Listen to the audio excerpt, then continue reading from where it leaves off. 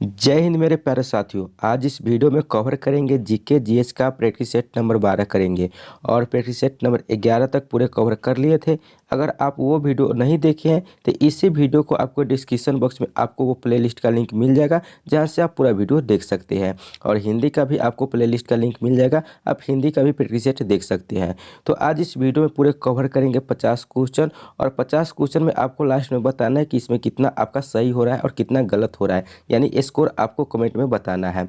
और चलिए स्टार्ट करते हैं। और स्टार्ट करने से पहले फिर से मैं आप लोगों को बता दूं कि चैनल को सब्सक्राइब नहीं किए तो चैनल को सब्सक्राइब करके बेल बटन प्रेस कर दीजिए, ऑल का बटन प्रेस कर दीजिए, ताकि आपको एक भी वीडियो मिस नहीं हो सके और सारा आपको प्रैक्टिस सेट मिलता रहे।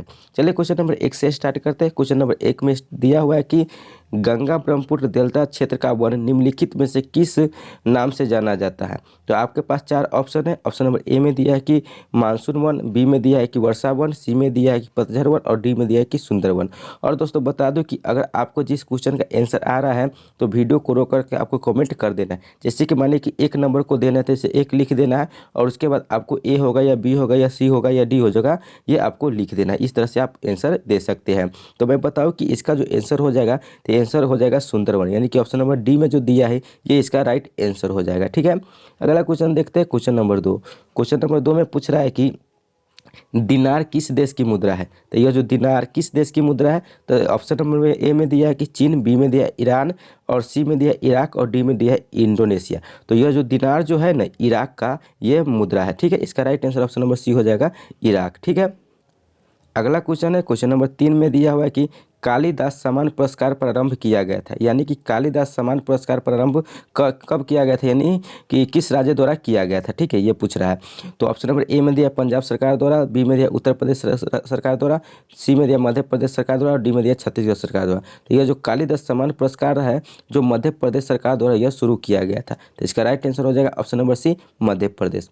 अगला क्वेश्चन है। क्वेश्चन नंबर 4 है, निम्नलिखित में से कौन सा सर्वव्यापक ग्राह्यता ब्लड ग्रुप है, यानी कि सर्वव्यापक ही। ठीक है, तो यह जो हो जाएगा ए बी हो जाएगा, जो सर्वव्यापक ग्राह्यता या ब्लड ग्रुप है, यानी कि सब ग्रहण करने वाला। तो कौन है, तो ए बी है। ठीक है, इसका राइट आंसर ऑप्शन नंबर होगा सी। ठीक है, अगला क्वेश्चन है। क्वेश्चन नंबर 5 है कि अंगोरा ऊन किस पशु से प्राप्त किया जाता है। तो जो अंगोरा ऊन जो होता है तो यह जो खरगोश के प्राप्त किया जाता है। ठीक है, इसका राइट आंसर हो जाएगा ऑप्शन नंबर ए, खरगोश से अंगोरा ऊन प्राप्त किया जाता है। ये आपको याद रखना है, तो ऑप्शन नंबर ए इसका राइट आंसर हो जाएगा। क्वेश्चन नंबर 6 है। 6 में दिया है कि रिंग ऑफ फायर किस महासागर से संबंधित है। तो यह जो रिंग ऑफ फायर है यह प्रशांत महासागर से संबंधित है। ठीक है, इसका right answer option number A हो जाएगा। अगला क्वेश्चन है। क्वेश्चन नंबर 7 है। 7 में दिया हुआ है कि सबसे अधिक प्याज उत्पादन करने वाला राज्य कौन है।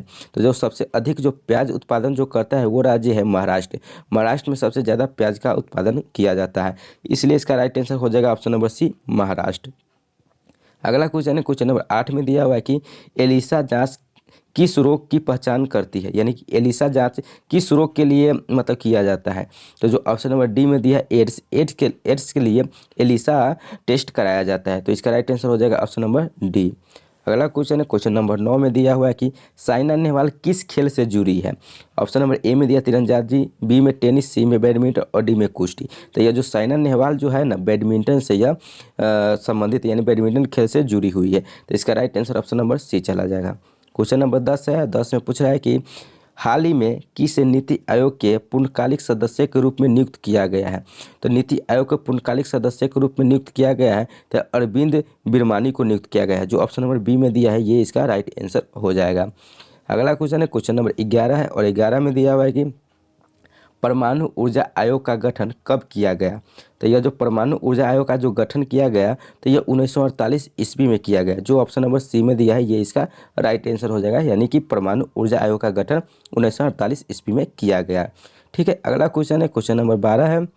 12 में दिया है कि गोर्जिज डैम कहाँ स्थित है। तो यह जो गोर्जिज डैम है, तो ऑप्शन नंबर जो बी में दिया है चीन, चीन में गोर्जिज डैम स्थित है। ये आपको याद रखना है, ऑप्शन नंबर बी इसका राइट आंसर हो जाएगा। अगला क्वेश्चन है। क्वेश्चन नंबर 13 में दिया हुआ है कि घनत्व को मापने के लिए किसका प्रयोग किया जाता है। तो यह जो घनत्व है इसको मापने के लिए किया जाता है तो यह हाइड्रोमीटर का किया जाता है। ठीक है, हाइड्रोमीटर का घनत्व का मापने के लिए प्रयोग किया जाता है। तो इसका right answer option number A चला जाएगा।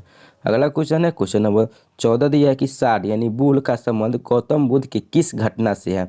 तो ऑप्शन नंबर ए में दिया है ज्ञान से, बी में दिया है गृह त्याग से, सी में दिया है जन्म से और डी दिया है मृत्यु से। तो यह जो सार यानी बूढ़ का संबंध जो गौतम बुद्ध का है तो यह जन्म से संबंधित, ठीक है। इसका right answer option number C हो जाएगा। क्वेश्चन नंबर 15 है और 15 में दिया हुआ है कि कोशिकीय व आणविक जीव विज्ञान केंद्र कहाँ स्थित है। तो ये जो कोशिकीय व आणविक जीव विज्ञान केंद्र है यह हैदराबाद में स्थित है। जो ऑप्शन नंबर डी दिया इसका राइट आंसर हो जाएगा। हैदराबाद में कोशिकीय व आणविक जीव विज्ञान केंद्र स्थित है, ये आपको याद रखना है। क्वेश्चन नंबर 16 में है कि 5 रुपये की करेंसी नोट संप्रदाय और उससे ऊपरी की देनदारियां हैं। तो ये है भारतीय रिजर्व बैंक के द्वारा है। तो इसका right answer option number B हो जाएगा, भारतीय रिजर्व बैंक, ठीक है। अगला क्वेश्चन है क्वेश्चन नंबर 17 और 17 में है कि भारत के राष्ट्रपति का अधिकार किस देश के शासनाध्यक्ष के समतुल्य है। यानी कि भारत के राष्ट्रपति का अधिकार किस देश से यानी कि मिलता है। तो यह है जो अमेरिका से मिलता है। इसका राइट आंसर होगा ऑप्शन नंबर ए अमेरिका। अगला क्वेश्चन है क्वेश्चन नंबर 18 में दिया हुआ है कि संघ लोक सेवा आयोग के सदस्यों को कौन हटा सकता है। यानी कि संघ लोक सेवा आयोग के सदस्य को कौन हटा सकता है। ऑप्शन नंबर चार को दिया है। 4 में ऑप्शन नंबर ए में दिया है कि मुख्य न्यायाधीश, बी में दिया लोकसभा अध्यक्ष, सी में प्रधानमंत्री, डी में राष्ट्रपति। तो ये जो संघ लोक सेवा आयोग के सदस्यों को यह राष्ट्रपति हटा सकता है। जो ऑप्शन नंबर डी दिया है इसका राइट आंसर हो जाएगा। क्वेश्चन नंबर 19 है। 19 में दिया हुआ है कि भारत के प्रथम उप प्रधानमंत्री कौन थे। तो भारत के जो प्रथम उप प्रधानमंत्री जो थे सरदार वल्लभ भाई पटेल थे। जो ऑप्शन नंबर डी दिया ये इसका राइट आंसर हो जाएगा, सरदार वल्लभ भाई पटेल। क्वेश्चन नंबर 20 है और 20 में है कि शाश्वत नगर के नाम से किसे जाना जाता है। तो ये जो शाश्वत नगर है तो ये रोम को जाना जाता है। रोम को शाश्वत नगर के नाम से जाना जाता है। ऑप्शन नंबर बी इसका राइट आंसर हो जाएगा। क्वेश्चन नंबर 21 है। 21 में दिया है कि रॉक गार्डन की स्थापना किसने करवाया था। यह जो रॉक गार्डन है इसकी स्थापना नेक चंद्र ने करवाया था। तो इसका right answer option number A हो जाएगा, नेक चंद्र। अगला क्वेश्चन है क्वेश्चन नंबर 22 है और 22 में दिया हुआ है कि ऋग्वैदिक आर्य भारत में कहाँ रहते थे। तो यह जो ऋग्वैदिक आर्य जो भारत में रहते थे यह सप्त सिंधु क्षेत्र में रहते थे। जो ऑप्शन नंबर डी में दिया है सप्त सिंधु क्षेत्र, ये इसका राइट आंसर हो जाएगा। अगला क्वेश्चन है क्वेश्चन नंबर 23 है और 23 में दिया है कि निम्नलिखित युग में कौन सा एक सही सुमेलित नहीं है। इसमें कौन सही सुमेलित नहीं है। बंगाल विभाजन 1905 में ये सही है। मुस्लिम लीग की स्थापना 1906 में ये भी सही है। सूरत स्प्लिट 1907 में ये भी सही है। भारत की राजधानी का कोलकाता से दिल्ली स्थानांतरित 1909 में ये गलत है, ठीक है। ये 1911 में हुआ था, ठीक है। इसका right answer option number D हो जाएगा। भारत की राजधानी कोलकाता से दिल्ली स्थानांतरित 1909 में नहीं 1911 में हुआ था। क्वेश्चन नंबर 24 है। 24 में दिया हुआ है कि वायुमंडल का एक स्तर जो आंशिक रूप से इलेक्ट्रॉन और सकारात्मक आयनों से बना होता है कहलाता है। तो यह जो कहलाता है आयन मंडल कहलाता है। जो ऑप्शन नंबर बी दिया है इसका राइट आंसर हो जाएगा आयन मंडल। क्वेश्चन नंबर 25 है। युगांतर के प्रथम संपादक कौन थे। तो यह जो युगांतर के प्रथम संपादक की बात किया जाए तो यह भूपेंद्र नाथ दत्ता थे, ठीक है। इसका राइट आंसर हो जाएगा ऑप्शन नंबर डी, भूपेंद्र नाथ दत्ता जो युगांतर के प्रथम संपादक थे। अगला क्वेश्चन है क्वेश्चन नंबर 26 है। 26 में दिया हुआ है कि भारत सरकार अधिनियम 1919 को किसके नाम से भी जाना जाता है। तो यह जो भारत सरकार अधिनियम 1919 को यह मोंटेग चेम्सफोर्ड सुधार से के नाम से भी जाना जाता है। जो ऑप्शन नंबर बी में दिया ये इसका राइट आंसर हो जाएगा मोंटेग चेम्सफोर्ड सुधार, ठीक है। अगला क्वेश्चन है क्वेश्चन नंबर 27 में दिया हुआ है कि निम्नलिखित में से कौन सा क्षेत्र अशोक के साम्राज्य का भाग नहीं है। यानी निम्नलिखित दे दिया यानी कि चारों में से कौन अशोक का साम्राज्य का भाग नहीं था। ऑप्शन नंबर ए में दिया कश्मीर, बी में तक्षशिला, सी में मद्रास और डी में कन्नौज। तो यह जो मद्रास था जो अशोक के साम्राज्य का भाग नहीं था। इसका राइट आंसर होगा ऑप्शन नंबर सी। बाकी बात ये तीनों जो दिया है कश्मीर, तक्षशिला और कन्नौज ये अशोक के साम्राज्य का भाग था, ठीक है। इसका राइट आंसर हो जाएगा option number C Madras. Question number 28 है। 28 में है कि निम्नलिखित में से किस लड़ाई में नेपोलियन फ्रांस की अंतिम हार हुई थी। तो यह जो नेपोलियन फ्रांस की अंतिम हार हुई थी तो यह ट्राफलगर की लड़ाई जो हुई थी इसमें नेपोलियन फ्रांस की अंतिम हार हुई थी। तो इसका राइट आंसर हो जाएगा ऑप्शन नंबर ए। अगला क्वेश्चन है क्वेश्चन नंबर 29 है। 29 में दिया हुआ है कि जनसंख्या के अध्ययन को क्या कहा जा सकता है, क्या कहते हैं, ठीक है। जनसंख्या के अध्ययन को जो कहा जाता है तो यह जनसांख्यिकी कहा जाता है। जो ऑप्शन नंबर सी में दिया है जनसांख्यिकी, ये इसका राइट आंसर हो जाएगा। क्वेश्चन नंबर 30 है। 30 में दिया हुआ है कि मिलिट्री इंजीनियरिंग कॉलेज कहाँ पर स्थित है। तो ये जो मिलिट्री इंजीनियरिंग कॉलेज है यह पुणे में स्थित है। जो ऑप्शन नंबर ए में दिया है ये इसका राइट आंसर हो जाएगा। अगला क्वेश्चन है क्वेश्चन नंबर 31 है, उपराष्ट्रपति। उपराष्ट्रपति क्या होता है? ऑप्शन नंबर ए में दिया हुआ है कि लोकसभा का सदस्य होता है, बी में दिया है राज्यसभा का सदस्य होता है, सी में दिया है कि किसी भी सदन का सदस्य होता है, डी में दिया है सांसद या संसद सदस्य नहीं होता है। तो यानी जो उपराष्ट्रपति है जो लोकसभा का सदस्य होता है ये भी सही है, बी में दिया है राज्यसभा का सदस्य होता है ये भी सही है, सी में दिया है कि किसी भी सदन का सदस्य होता है ये भी सही है, लेकिन ये सांसद या संसद सदस्य नहीं होता है, ये इसका गलत होगा। ठीक है, मतलब कि ये इसका राइट आंसर होगा, यानी कि सांसद या संसद सदस्य नहीं होता है। इसका right answer option number D हो जाएगा।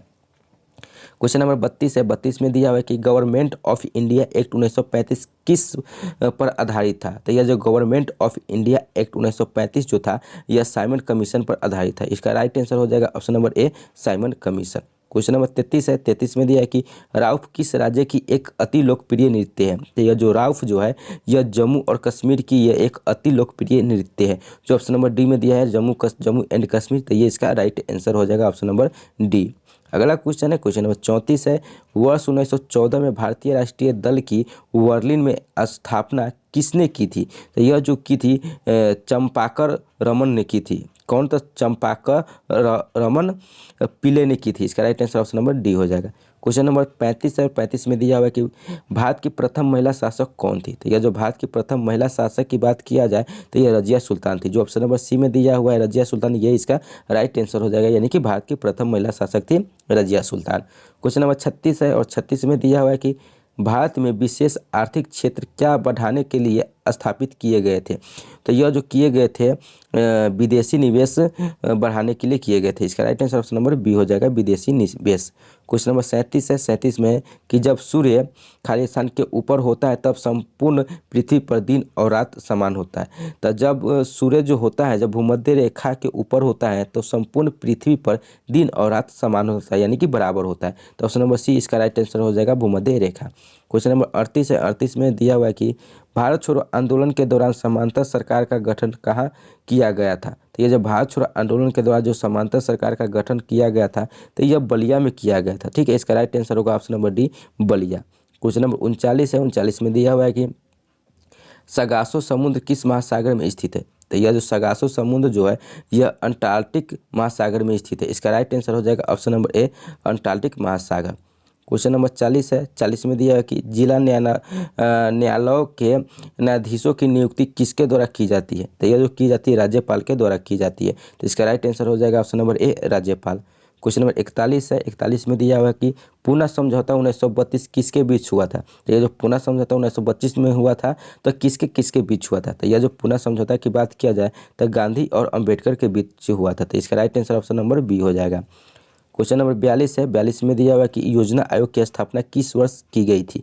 तो योजना आयोग की स्थापना 1950 में की गई थी। इसका right answer option number A हो जाएगा, 1950 में योजना आयोग की स्थापना की गई थी। क्वेश्चन नंबर 43 है कि राजनीति और नीतियों से व्युत्पन्न शब्द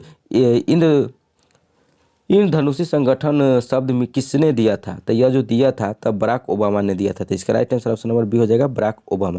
क्वेश्चन नंबर 44 है, 44 में पूछ रहा है कि वातावरण की वह परत रेडियो तरंगों को परावर्तित करती है कौन सी है? तो वह जो वातावरण की वह परत जो रेडियो तरंगों को परावर्तित करती है तो वह जो है आयन मंडल है। जो ऑप्शन नंबर ए में दिया है आयन मंडल, ये इसका राइट आंसर हो जाएगा option number A. Question number 45 और 45 में दिया है कि मौलिक अधिकारों पर यथोचित प्रतिबंध कौन लगा सकता है? तो मौलिक अधिकारों पर जो यथोचित प्रतिबंध जो लगा सकता है तो यह संसद लगा सकता है। इसका right answer option number B हो जाएगा, संसद। क्वेश्चन नंबर 46 है और 46 में दिया है कि कुरु महाजनपद की राजधानी कौन थी? तो कुरु महाजनपद की राजधानी की बात किया जाए तो यह इंद्रप्रस्थ थी। ठीक है, इसका right answer option number B हो जाएगा, इंद्रप्रस्थ।